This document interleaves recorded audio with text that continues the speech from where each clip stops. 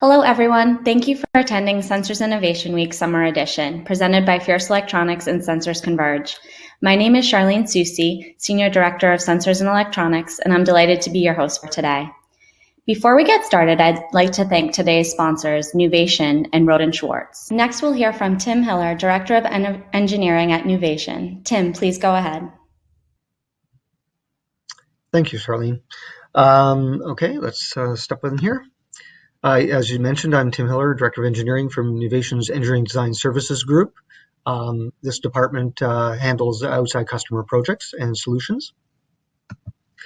Today, I'm going to just give a very short intro to Nuvation for those not familiar with us, and I'm going to walk through two case studies of projects that we've worked on that illustrate low power processing and the need for architecturally creative solutions to fit more into a smaller footprint. I'll make a couple comments on some new technology that came across my desk and some concluding remarks.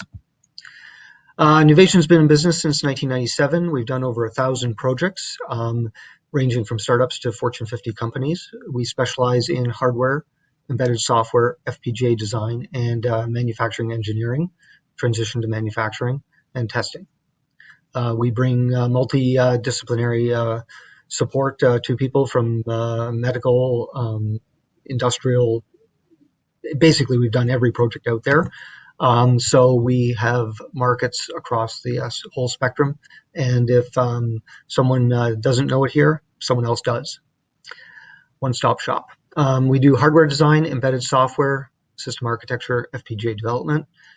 The markets, medical and life sciences is very popular right now, obviously given COVID. Data acquisition control, industrial automation is always in the background and popular. We have our own Nuvation Energy group for battery storage. And we do turnkey product solutions, transition to manufacturing, Internet of Things. This is about 10% of our client base that we've serviced over this time. We have others not listed here, such as Microsoft, Google, and Facebook.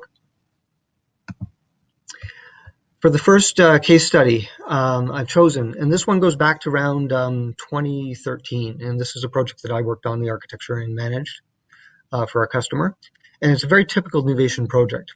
A customer with expertise in a particular area, in this case it was acoustic analysis of water leaks in piping, came to Nuvation needing a hardware platform that could be deployed in the field for 5 to 10 years, run continuously without any maintenance, listening to pipes to detect pipe bursts, and also locate ambient leaks in the underground piping.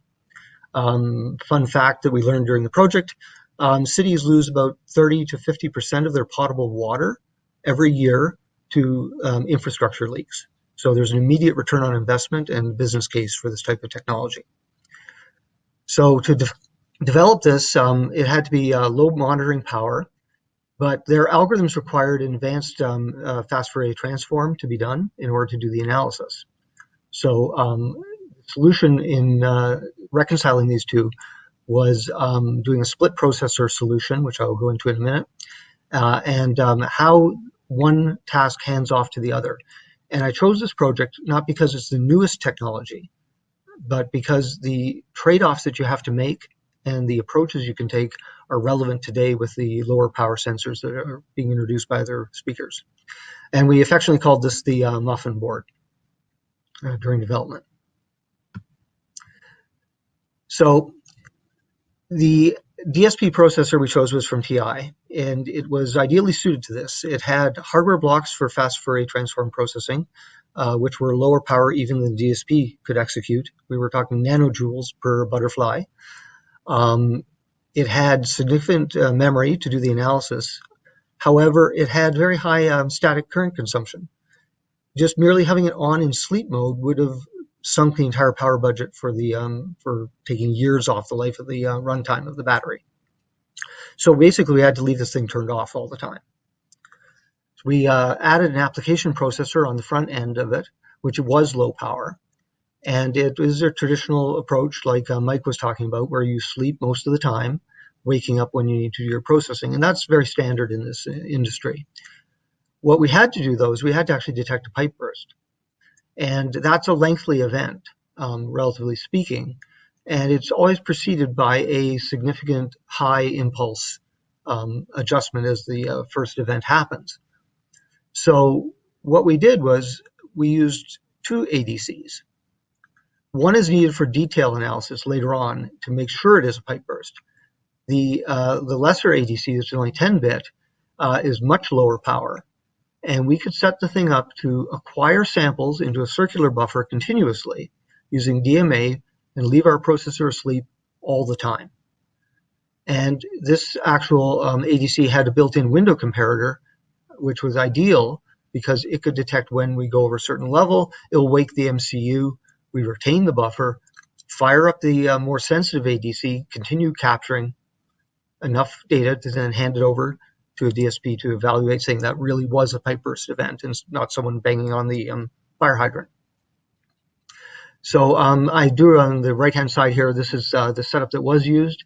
If you are using a device that lacks an internal comparator, you can always add an external one and run it into a GPIO line to give you that capability to do that. So this made a dynamic change in power. The lesson here is it's not just I'm asleep and now I'm awake. It's just, I'm asleep, I've woken up a little bit, and then I'm going to assess whether it makes sense to wake up further and spend even more power. So as long as you can avoid false negatives and risk a false positive event and then go back to sleep if it was false positive, then you can end up saving power in the long run. The other interesting case here is, I'll call it the race to sleep condition. Quite often when people are designing systems, they'll say, okay, we're going to stay asleep, use as little power as possible, we'll wake up, now we're going to run as fast as we can to finish what we're doing so we can get back to that low power sleep state. The problem with that is it isn't always the winning strategy if you're measuring energy. And I've drawn a little equation here for you. The amount of energy you're spending is dependent on power times time. And if you were to run slower, drop your voltage, you'll save more in the long run because it's a squared relationship. Not strictly correct because it's less than. There is still that static current consumption, but the dominating factor will be how fast you're running and for how long. So the voltage is what ended up costing.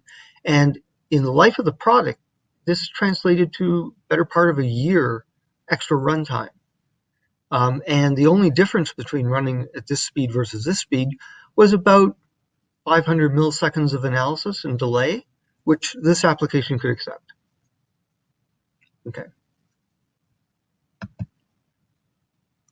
Okay, so summarizing lessons, lower energy tests can avoid higher energy based on probability. Take your work and say, I'm asleep, now I'm awake, and then split your wake time into different levels of tests that you can transition between. Every wake up costs, and that energy frequency relationship is discussed in this paper that I've cited. One thing we found was the oscillator type that we used on the microcontrollers actually had a long-term effect on this. A lot of the microcontrollers will have either an RC oscillator or use a crystal or MEMS nowadays. The amount of power you require to start up is dependent on the type. And you can sometimes have two oscillators start up to the level that you need. Excuse me for a second. Drying out here.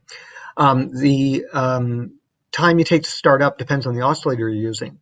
You don't need a high accuracy oscillator if you're just computing. You need it if you're communicating using a radio or a UART of some kind. Otherwise, stay at the lower power alternative. One of the lessons learned was those analog front-end components, the signal chain that takes the measurements and feeds them in,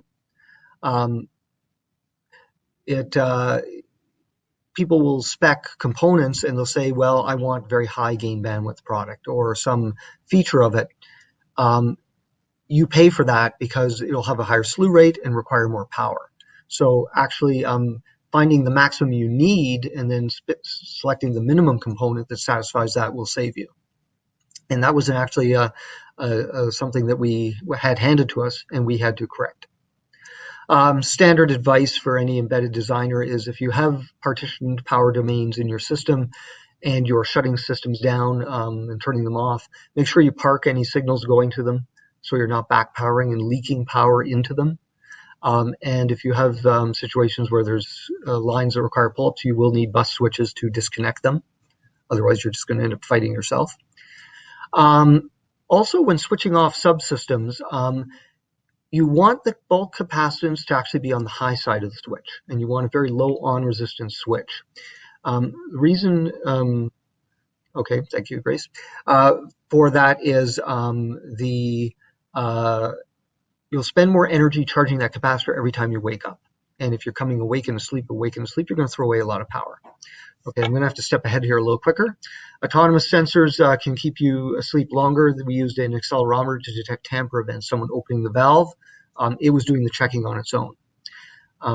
Some battery chemistries will basically, we drew so little current, the battery actually passivated. We had to put some extra circuitry in to prevent that, and it actually, the battery thought it was on the shelf. We were drawing so little.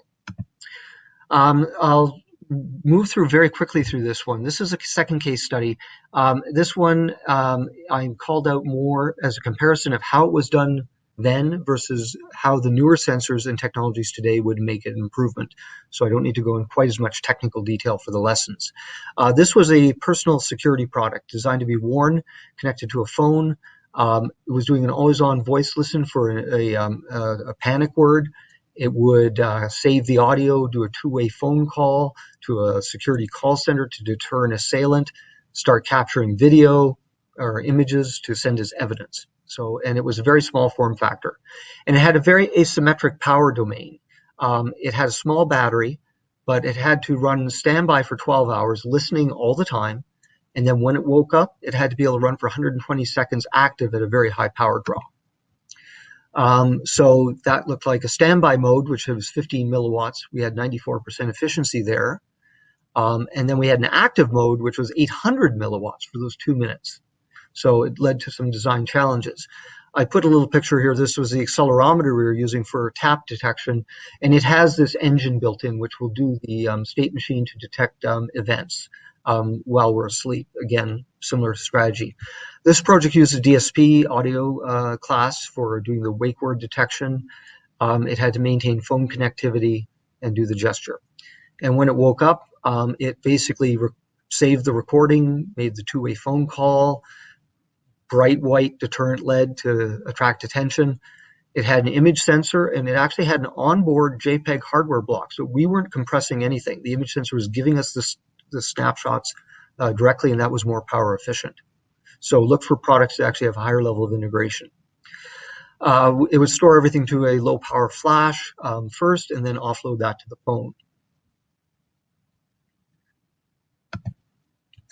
And if we were to redo this today with newer technology, this was about 5 years ago, we would have switched to Bluetooth Low Energy because they now have the audio profile, which they didn't at the time, for two-way voice. This would also avoid the need for Apple's MFI authentication hardware because we were forced into using Bluetooth Classic, and they police that. So that's further power savings. We would have switched to one of the new MCUs that have a neural net core. And that would have taken us from 10 milliwatt to listen for the wake word all the way down to 1. And I have one slide on that I'll present in a second. And this trade-off means we could reduce our standby power by 60%. That means that a product that was good at lasting for 12 hours could now last for 33 hours and still wake up for 2 minutes. Or we could last the 12 hours and wake up for 12 minutes.